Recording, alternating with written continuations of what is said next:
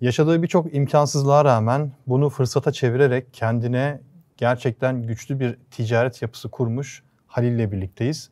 Halil'in ticaret macerası AliExpress'ten 70 TL'ye sipariş verdiği bir ürünle başlamış ve daha sonra bu 70 TL'ye sipariş verdiği ürünü katlaya katlaya 4 milyon TL'ye kadar ulaşmış. Ciddi anlamda kendine bir değer yaratan bir iş kurmuş.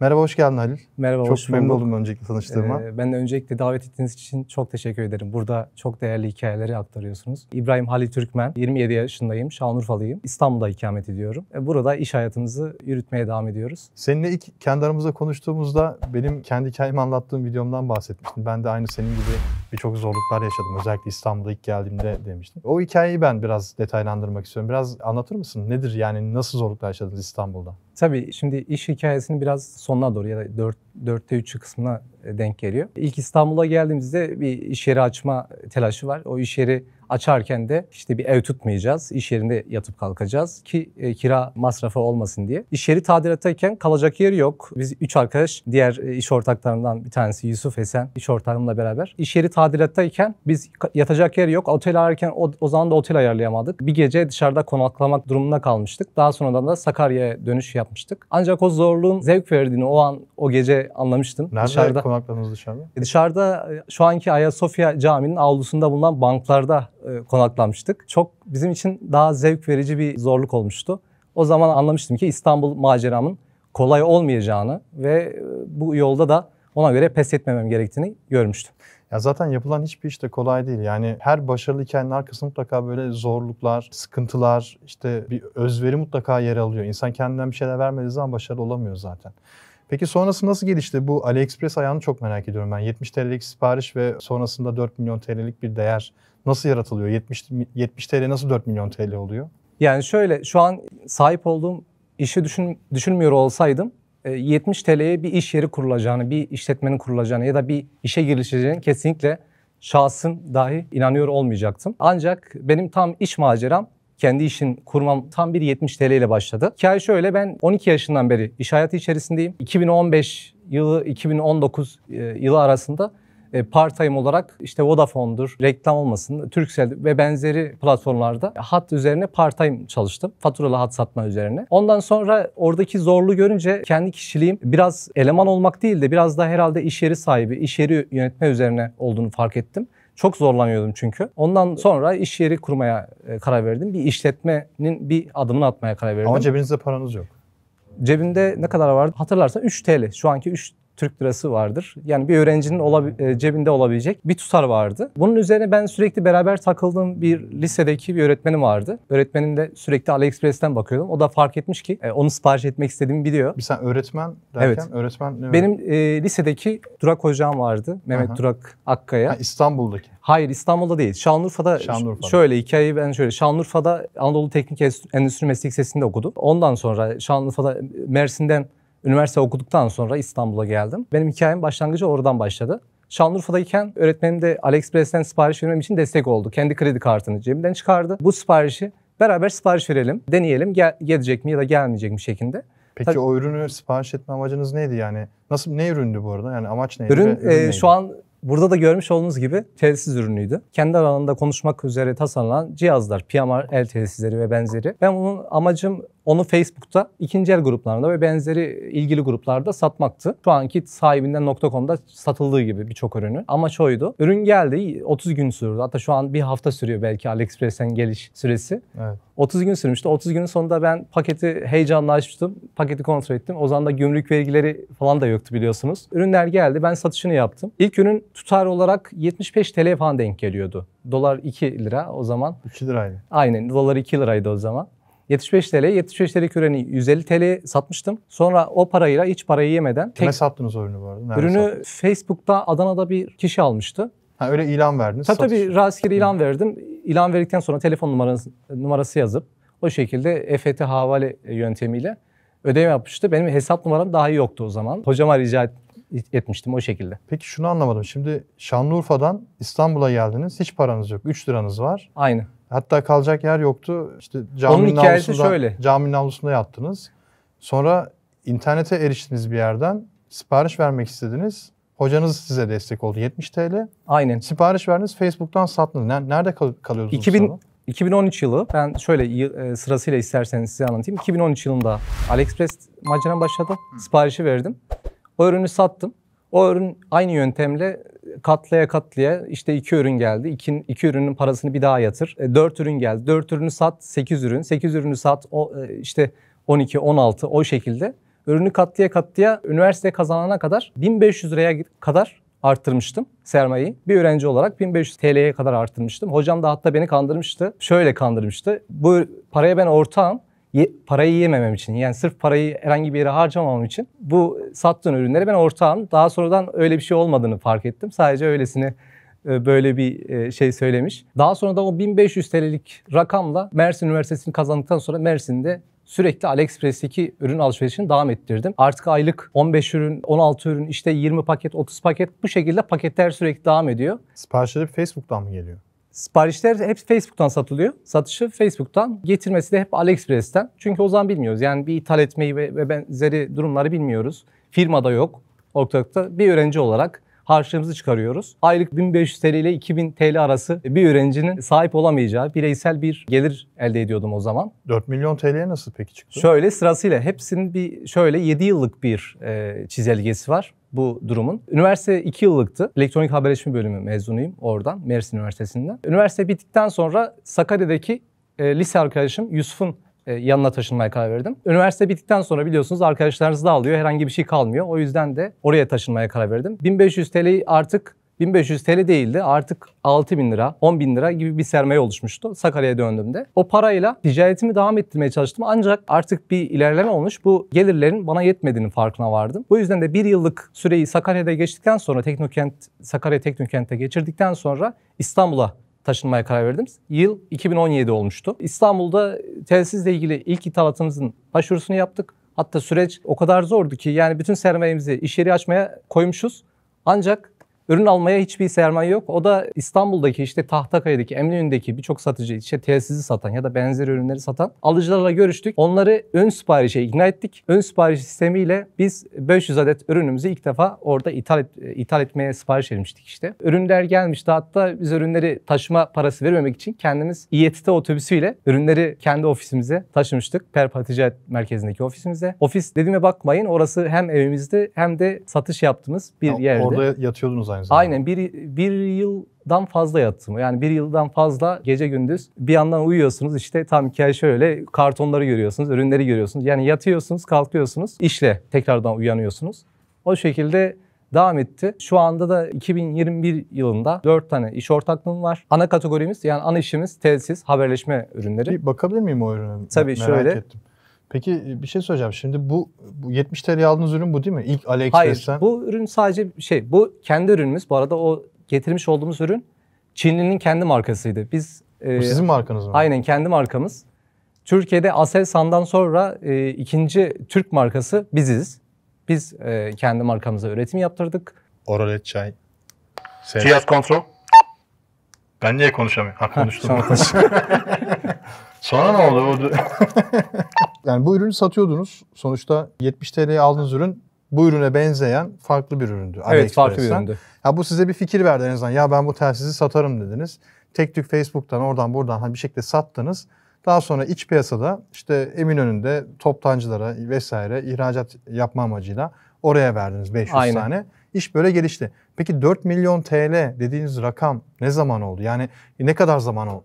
2017 yılında İstanbul'a taşınmaya karar verdiğim zaman içerisinde o ilk siparişten, o ilk esnafın siparişinden sonra bütün o sermayeyi koyduktan sonra, bu ürünü de çıkardıktan sonra, bu Ritera markasını çıkardıktan sonra 4 milyon liralık şu an 2021 yılına kadar. Tabii bu rakamlar biliyorsunuz, girişimciler çok rakam vermeyi sevmez. Yani. Biz 1 ile 4 diyelim. 1 ile 5 veya o şekilde bir sermaye oluştu. Biz sermayemizde tabii birçok alana yatırım yaptık bu pandemiyle beraber de. Outdoor malzeme kısmına, ayrıca tarım, bilişim. Şu anda da hatta Cambly benzeri bir uygulamamız var. Onun da İngilizce eğitimi için kullanılacak. O da 2 aya satışa çıkacak. Bu şekilde biz proje yatırımcılığı yapıyoruz. Birçok startup aşamasında olan arkadaşlarla beraber hemen ortak olmaya çalışıyoruz. Veya bizim bir projemiz varsa tek başına yapamıyorsak birilerini kendimize ortak ediyoruz. Bu şekilde birçok projeyi ilerlemesini sağlıyoruz. Peki böyle çok güzel bir şey söylediniz. Yani yatırım isteyen, işte işini geliştirmek isteyen, işini büyütmek isteyen, çok parlak fikrim var, ben bu işte milyon kazanırım ama param yok diyen birçok girişimci insan var. Bu kişiler nasıl iletişim kuruyor sizinle yatırım yapsın diye? Ya şöyle, biz ne sosyal medya ve benzeri platformlardan network... Nasıl ulaşıyorlar, ne yazıyorlar? Yani kendileri yazmıyor. Biz daha çok şöyle, biliyorsunuz birçok girişimcinin fikri vardır. Ancak fikirlerin çoğu da gerçekleşmesi mümkünse. Biz yaptığımız projeler çoğu satılabilir ürünler. Hemen satılabilir, hemen paraya çevrilebilir. Genellikle basit düşünmek gerekiyor. Yani birçok ürün, işte ben bir proje yapacağım, 4 milyon lira yapacak, 5 milyon yapacak, hemen birden böyle bir proje ben tanımıyorum. Çünkü böyle bir proje olması için 1 milyon veya işte 2 milyon sizin N11 gibi ve benzeri platformlar kurmanız lazım ki öyle bir geliriniz olması lazım. Bence her zaman basit düşünmek lazım. Sokaktaki ihtiyacı analiz etmek lazım. Bununla ilgili çok güzel hatta hikayeler vardır. Bir şirket Afrika'ya, ayakkabı satıcısı bir şirket Afrika'ya 2 tane personelini gönderir. Buraya ayakkabı ihtiyacı var mı yok mu? Onun analizini yapması için gönderir. Birisi der ki burada hiç kimse ayakkabı veya ayakkabı giymiyor. Biz buraya satamayız. Bir tanesi der ki burada hiç ayakkabı giyilmiyor. Biz buraya girebiliriz şeklinde raporlamış. Bizim de böyle, yani her şeyi basit düşünmek lazım iş yaparken bence. Bir de 20 yaşından 25 yaşına kadar bizim maksimum 5 yıl vaktimiz var. Her girişimcinin 5 yıllık bir vakti olduğunu düşünüyorum. 5 yıl boyunca zorluk çektikten sonra mutlaka finalde başarılı olma ihtimalimiz var. Bunu çoğu çevremdeki girişimcide de gördüm. Kendim de yaşadım bizzat. O şekilde söyleyebilirim. Ya zaten yani çok bilindik bir şey artık ve ben bunu tekrar çok defalarca söyledim. Yani her girişimci yaptığı işe ne kadar çok önem verirse, yani ne zorluklarla karşılaşırsa karşılaşsın, ne olursa olsun. Ya bu iş benim işim ya, hayatım ya, ben bu işi yapmazsam yaşayamam. Yani sizin yaptığınız gibi. Yattığınız ve çalıştığınız yer aynı. Yani işte yatıp kalkmışsınız resmen. Aynen. Öyle olmuş. İstanbul'a gelirken zorluklar olmuş. Caminin avlusunda yatmışsınız. Yani cebinizde 3 liranız varmış. Ya ben bu ürünü satar mıyım acaba deyip AliExpress'ten bir başkasından 70 lira borç alıp yapmışsınız. Ya bunlar bu işin doğasında zaten var. Yani Sakıp Sabancı'nın bir tane şeyi vardı. Yıllar önce 90'larda diyordu ya, bir elma aldım sattım, 2 elma aldım, 2 elma aldım sattım, 3 elma aldım diyordu mesela. Ya bu da onun gibi olmuş sizinki. Almışsınız, satmışsınız. Katlayarak. O parayı tekrar mala yatırmışsınız. Yine satmışsınız. Katlaya. Yani bu tabii ki sizin aile yapınızla da alakalı, çevrenizle de alakalı. Yani parayı har vurup harman savurmayıp sadece buna odaklanıp ya ben bu işi yapacağım, ben bu işe odaklanacağım, bu iş benim hayatım dediğiniz noktada da artık başarmışsınız zaten. Kesinlikle. Şu an yatırımlar yapıyorsunuz. Kendi Aynen. benzeri projeniz var. O devam ediyor. Onun dışında başka bir şey var mı? Şu an yaptığınız? biz girişimci, yani daha doğrusu tüccar kişi her zaman araştırma yapar. Araştırın. Ne önüne çıkarsa onunla ilgili yatırım yapar. Bizim de tek gayemiz sürekli yatırım yapıp bir şey, yani yatırımı da sadece parasal anlamda değil. Bizim bilgi olarak bir yatırımımız olursa bilgi olarak yapıyoruz. Paramız varsa parayla yapıyoruz. Bu zaten biliyorsunuz aslında para olduğu zaman değil, para olmadığı zaman çok başarılı şeyler ortaya çıkıyor. Bu isterseniz Acun Ilıcalı'nın hikayesini dinleyin, isterseniz başka birinin. Herkeste hikayenin çıkış kaynağı aynıdır. Yani para olmadığı zaman daha çok başarılı olabiliyorsunuz diye biliyorum. Ya parayı çeker elbette ama azim parayı daha çok çekiyor, öyle söyleyeyim. Yani azimle bir işi yapmaya çalışan gerçekten başarıyor. Peki şunu merak ediyorum. Siz şimdi Çin'den, bu ürün Çin malı, Çin'den geldi. Markası Ritera. Ritera sizin markanız. Aynen. Ve kendi markanızı ürettiniz. Kendi ambalaj, kendi logonuz. Ya sermayeniz de kısıtlıydı tabii ki. Bir noktada ne zaman markalaşmaya başladınız ve bu markayı nasıl oluşturdunuz? O ambalaj tasarımından tutun da bütün bu süreçleri nasıl yönettiniz? Hiçbir şey bilmiyorken. Aynen. Ben bir şekilde Apple'dan esinlendim. Aynen, Apple'dan esinlendim. Şimdi Apple'ın arkasında çok güzel bir ibare vardır. Amerika'da tasarlanmıştır, Çin'de üretilmiştir şeklinde bir ibare var. Yani bugün Apple'ı aldığımızda herhangi bir şekilde bu ürün Çin malıdır diyemiyoruz. Ondan dolayı bundan esinlenerek ben de kendi markamı Çin'de ürettirip dünyaya neden satmayayım düşüncesi oluştu. Dünyada üretim sorunu yok. Dünyada pazarlama sorunu vardır. Pazarlama sorunu bugün olmasaydı Çin'de çıkan bütün markalardan dolayı dünyanın hiçbir yerinde kimse ekmek yiyemezdi. Çin'de pazarlama sorunu olduğu için biz de bu konudan girerek kendi markamızı üretmeye karar verdik. Birçok girişimci de üretimi sorun etmesin. Ya biz burada üretemiyoruz, biz burada bu ürünü tedarik edemiyoruz gibi sorunlarla karşılaşıyorlar. Bunu dert etmemeleri gerekiyor. Bence tasarladıktan sonra dünyanın her yerinde üretebilirsiniz. Özellikle şu an dünyanın tahta kalesi Çin'de bunu mutlaka yapabiliriz, yani başarabiliriz. Peki bu ürün sadece iç piyasaya satılıyor, yurt dışına satılıyor. E-ticarette satılmıyor mu? Biz Mağazalarda. %95 toptan sistemle çalışıyoruz. %5'lik kısım sadece parakende. E-ticarette de çoğunlukla biz satmamaya çalışıyoruz.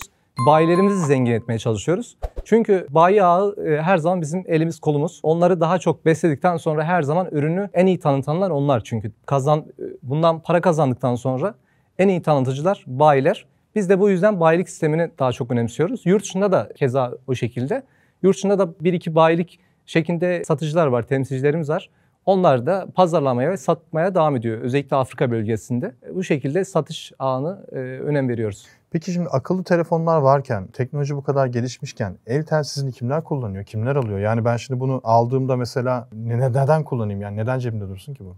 Yani şöyle, dünyada dediğiniz gibi telefon ve benzeri ağ gelişmişken telsiz neden kullanılsın? Telsiz şundan dolayı kullanılıyor.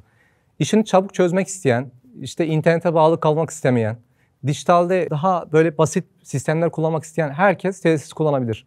Kafe, restoran, işte film çeken ekipler hepsi telsiz kullanır. Yani herkes telsizi kullanmaya müsait. Teknoloji geliştikçe aslında telsizin kullanımı artıyor. Biz ilk baştaki satışlarımız %30 iken şu an o satışlar %70 oranlara çıkmış. Yani işletmelerin telsiz kullanımı daha da çok artmış. Biz de spesifik bir piyasa seçtik. Tabii telsiz teknik konular isteyen bir sektör. Herkes telsiz al sat yapamaz. Böyle bir durum var. Lisanslı telsizler var, lisanslı telsizler var. Yeri geldiğinde Emniyet Genel Müdürlüğü'ne hizmet veriyoruz. Yeri geldiğinde Sağlık Bakanlığı'na hizmet veriyorsunuz. Birçok alan var telsizde. Deniz telsizleri var. Marinde kullanılan deniz telsizleri var. Dünyanın en güvenilir, depremde ve benzeri afetlerde bile analog telsiz sistemi kullanılır. Bu yüzden biz de önem veriyoruz. Peki karşılaştırma amacıyla soruyorum. Şu anki şirketin değeri nedir? Yani bu rakamsal bir değer tabii ki illa para olmak zorunda değil. Ürün adeti de olabilir. Fark etmez. Sonuçta bir tane ürünü AliExpress'ten aldığınız bir tane 70 liraya aldığınız ürünü nereye ulaştırdığınızı merak ediyorum. Marka değeri olarak söyleyeyim ben size. Marka değeri olarak 9 milyon şu an bir değere sahip. Biz şu an bu markayı devrettiğimizde onun gibi bir değer düşünebiliriz. 9 milyon TL. Aynen. Anladım. Çok güzel ya. Ben tebrik ediyorum. Yani büyük bir girişimcilik. Sonuçta hiç sermaye olmadan lisedeki hocanızın desteğiyle, kredi kartı desteğiyle 70 Aynen. Hala da TL'yle borcumuzu başlayan... ödemiş değiliz. Ödemediniz mi? Aynen. Hala borcumuzu Bir tane ödememiş değiliz. telsiz gönderin bari adama. Gelecekte belki kendisine hisse veririz. O şekilde borcumuzu kapatmış Tabii oluruz. yani o en büyük hisseder bence ya. Sonuçta Kesinlikle. Sermayeye o koymuş 70 Yani sıfır TL. sermaye %100 hisseder gibi bir durum. Aynen. Yani tebrik ediyorum ama sizin azminiz çok gerçekten takdire şayan. Ben takdir ettim. Kendi markanızı üretmişsiniz. Kendiniz, kendi ürününüzün logosu, kendi ürününüzün ambalajı. Hatta bir bakabilir miyim bir ambalajına? Tabii, Şöyle böyle. yakından da inceleyeyim. Herkes akıyor değil mi? Kamera 1. Kullanırız. İyi oyuncu kullanırsın. Sevdiniz. Ekran kaydı akıyor mu? Ben birçok videomda bahsediyorum zaten. Kendi markanızı üretin, kendi ambalajınızı yapın, kendi logonuzla, kendi ürünlerinizi satın diyorum. Hani Trendyol'da satanlara ya da farklı pazar yerini satanlara. Amazon. Bunu hep söylüyorum ve bu iş aslında o kadar zor olmadığını da anlatıyorum. Yani gerçekten zor değil. Yani Beyondluk.com'dan ya da farklı bir freelancer platformundan tasarımcıyı buluyorsunuz. Çinli üretici ediyorsunuz ki ya bu ambalajın bana şeyini at, robot çizimini at. İşte o açık bir şekilde taslağını gönderiyor. Onlar tasarım yapıyor zaten. Ambalaj basımı da o kadar imkansız zor bir şey de değil. Değil. Yani yeter ki bu işi yapmak isteyin ama sizin tabii artık iş farklı bir noktaya gelmiş. Profesyonel bir şekilde yapıyorsunuz. Ben katıldığınız için çok teşekkür ediyorum. Ben teşekkür ederim. Gerçekten Çok sağ olun. Ayağınıza sağlık. Tanıştığıma da çok Sağ olun. memnun Çok oldum. teşekkür ederim. İnşallah daha da başarılı olursunuz. Ve sizinle sohbetimiz aslında şunun çok iyi bir cevabı oldu. Ben ticarete ne kadar sermayeyle başlarım? 70 lirayla başlamış. Yani 70 liralık bir sermayeyle ticarete başlamış ve şu an ulaştığı nokta bambaşka. Aynen öyle. O yüzden Çok teşekkür ederim. tebrik ediyorum. Örnek alınması gereken bir karaktersiniz gerçekten. Çok sağ olun. Ürününüzü de bayağı sevdim. Böyle vakit oldukça konuşuruz. Çok teşekkür ederim. İnşallah telsiz üzerinden görüşürüz. Tamam. O kadar çekiyor mu ya? 15 metre yazıyor zaten. Yok çekmez o kadar. 15 kilometre 15 yazıyor kilometre, pardon. aynen. Metre değil 15 kilometre. O da iyi Aynen. aslında. Evet sizin de benzer hikayeleriniz varsa bana Instagram'dan yazabilirsiniz. Ya da e-mail atabilirsiniz. E-mail gönderebilirsiniz. Kendinize çok iyi bakın. Yorumlarınızı da bekliyorum. Hoşçakalın. Patates, soğan, 2 kilo. Şener Şen'in var da şey diyor böyle. Ne diyordu? Domates. Evet. Domates.